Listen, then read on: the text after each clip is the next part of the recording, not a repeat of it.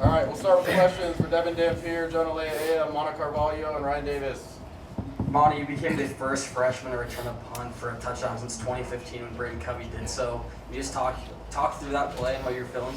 I mean, it was really just watching the punter punt the ball, trusting in my blockers, and we have really good gunner control, so just trusting in them, making sure that the gunners on their side isn't coming down as fast. So they just letting me to get the return started and just the hold-ups from the front seven, and it was just amazing. I seen everything that was like basically scripted, and it was just perfect. So all I had to do was just run. That was about it, just run. Mona, you had the fumble against BYU. What did this moment mean to you, and the coaches continuing to trust you back there? That fumble, that's in the past. I mean, I can't do anything to get that back. So really it's just moving forward and what can I do to make this program better by just being smarter back there, and when it's time to return something, then try to get as much as I can out of it and trusting in my blockers. Devon, there was a lot of talk going into this game that you guys needed to win these big games. What was kind of the mentality going into this game, and what worked for you guys today? Yeah, I think the biggest thing for us, there's still a way for us to get to the championship. That's still in our mind. That's been our goal since the beginning. So for us to know that, we know we got to win out from here on out. But one game at a time. That's how we take it. And then this was the game that we had to come out and win. For any of you guys, if you want to answer, obviously, kind of piggybacking off what he said, you guys wanted to win a big game. Going into the bye, just with 3 games left on the schedule, how do you feel like a win like this can kind of catapult you guys for the rest of the season? Yeah, I think healthy. Being healthy is, number one priority. Let's get our guys 100%. Let's go on this 3-game stretch to finish out our season. But, the bye week's also great to see family. We play a lot of football, so, you get to see your family every once in a while. Definitely lights your spirits back up and, fire you up a little bit. Devon, in the back here, just being back there out on the field, how did that feel? It didn't look like you were rusty at all. You didn't skip a beat. You got right back in rhythm, especially with your main target over there on the other end. What did that feel like being out there? And then for Ryan, was this maybe the most complete team win, offense, defense, special teams of the year? You want me to go? Go ahead. Go first. Yeah, I do think so. We on all fronts, I think we were firing. Offense did real well, moving the ball, blocking, running, passing. Dev did great, avoiding sacks, scrambling and stuff, just getting down the field. Defense played lights out. Mana man over here.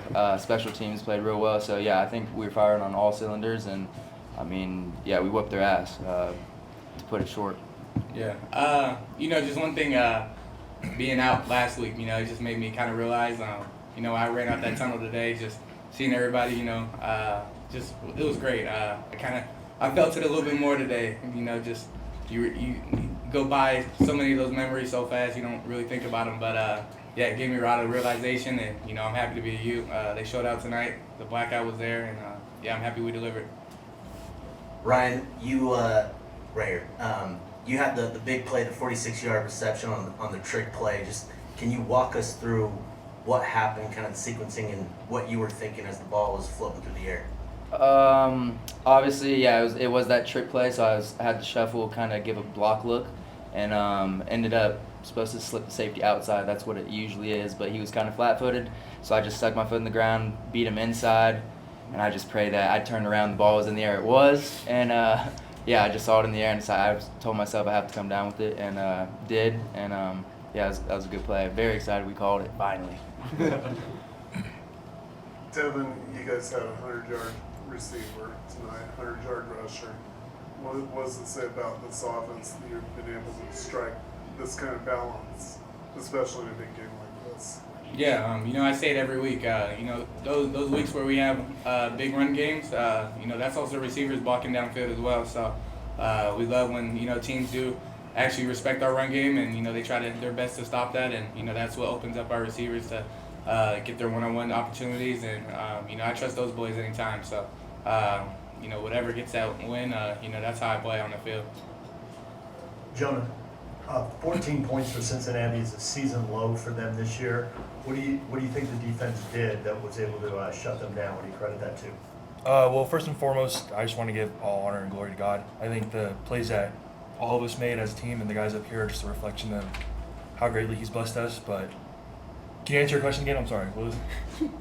Why do you think you held them to 14 points? That's their season low. I think Coach Scalley's a genius, to be honest, and I think we just did a really good job at scheming them. That was a really good offense, and I just think we wanted it more, honestly, at the end of the day.